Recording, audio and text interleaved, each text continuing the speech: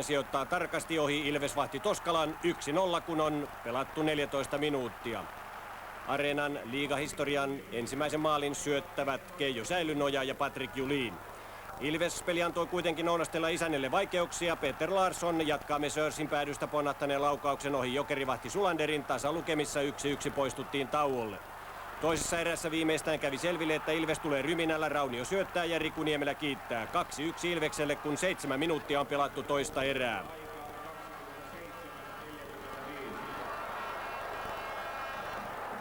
Lisää tulee pari minuutin kuluttua. Juha Järvenpää viimeistelee Ilves-johdon 3-1 pienestä kulmasta. Näissä numeroissa mentiin kolmanteen erään.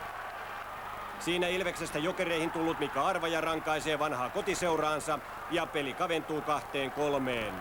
Nämä olivat myös loppulukemat. Jokerit ei pystynyt enää lisäosumia tekemään. 3-2 Ilves voitto. Tunnelma täällä Jokerien puukopissa ei ole kovin riehakas ja se on ymmärrettävää. Liigakausi alkoi kirvelevällä tappiolla. Riemun kiljahdusten sijasta kopissa harjoitettiin itse tutkiskelua.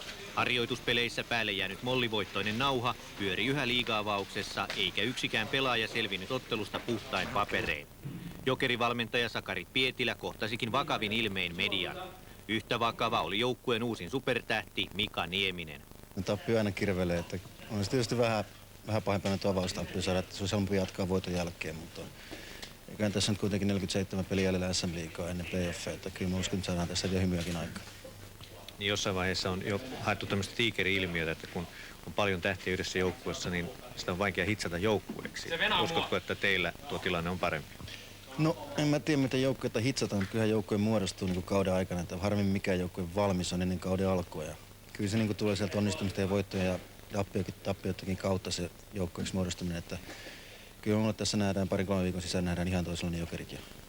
Ilveksen kopissa hymy oli herkässä, eikä ihme, kaatoivathan Vladimir Jursinov juniorin suojatit hallitsevan Suomen mestarin. Yksi voiton arkkitehdeistä oli maalissa lähes kaiken torjunut Vesa Toskala. Miten maalivahti tuossa viime vaiheessa, Jokerit tuli takaa, pääsi maalin päähän ja hirveätä painetta lopussa, niin lisääkö se jollain tapaa jännitystä tai hermoilua? No, kyllä se lisää, mutta pitää se kello kokonaan yrittää unohtaa sieltä valotaululta. Että keskittyä siihen peliin vaan. Hyvä, näin silloisissa tunnelmissa varmaan mukava lähteä kotimatkalle. Juu, näin on.